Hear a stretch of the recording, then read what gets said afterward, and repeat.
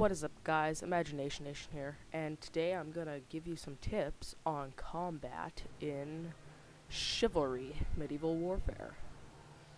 So first things first, you gotta select your person. I'm selecting the man-at-arms with the quarterstaff for this video because people say that the quarterstaff is pretty much the worst weapon in the game because I think it's because it actually takes skill, which a lot of people don't have. So my first tip is gonna be like a top 5 tips.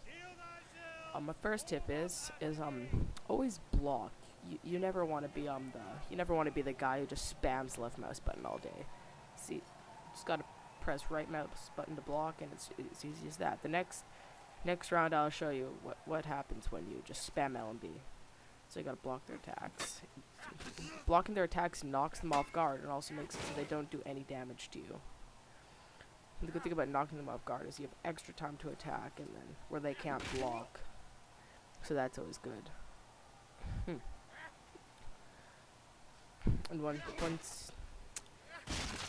And so yeah, that's blocking. Tip number 1.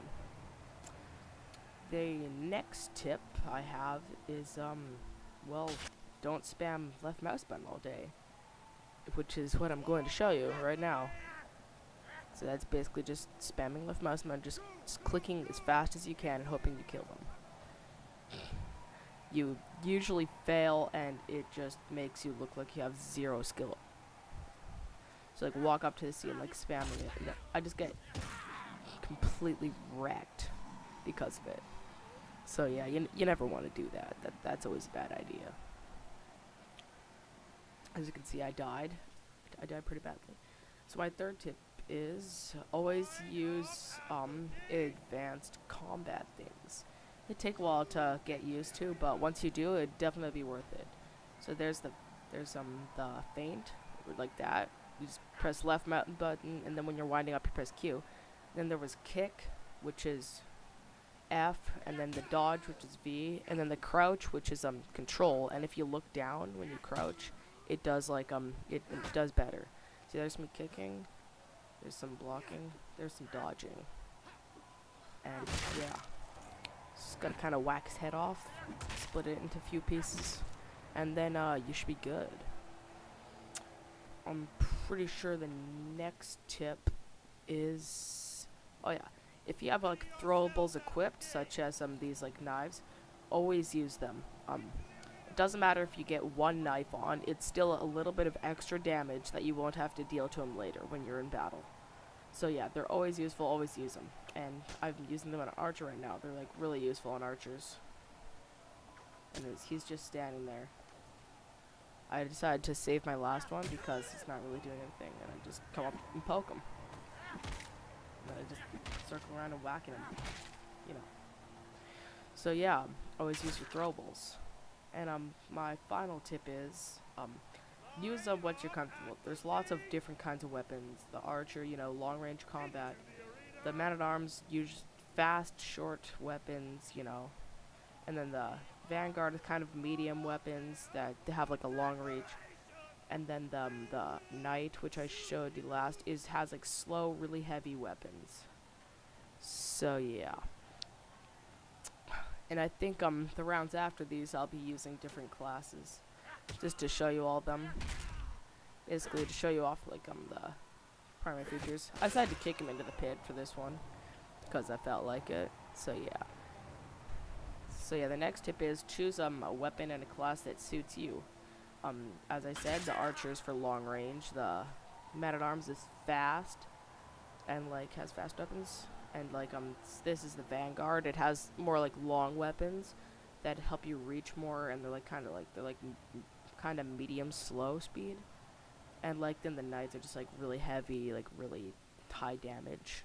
So yeah, this is a good weapon to show up, the vanguard, because it has like one of the longest reaches in the whole games, and it's a pole arm which only the vanguard can use. Only the vanguards can use pole arms, so yeah. That's a plus. Sorry.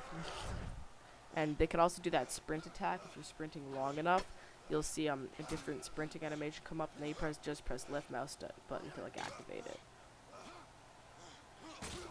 So yeah, that was the Vanguard. I think next turn I'm going to use the Knight.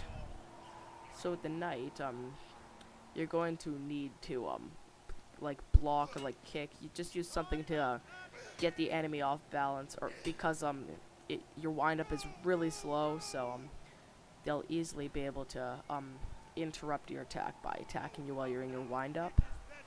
So yeah, this is a good weapon to show off on the Knight because it's like the slowest weapon in the game, but it does a lot of damage, as you can see. You see, I go to like stab this Vanguard right now, and like even after I blocked it, he can still get a shot on me because it's so slow. You gotta time it pretty well if you don't want to get hit, if you don't want to get hurt. And also you can see it's really good for chopping limbs off. So yeah, that's a plus.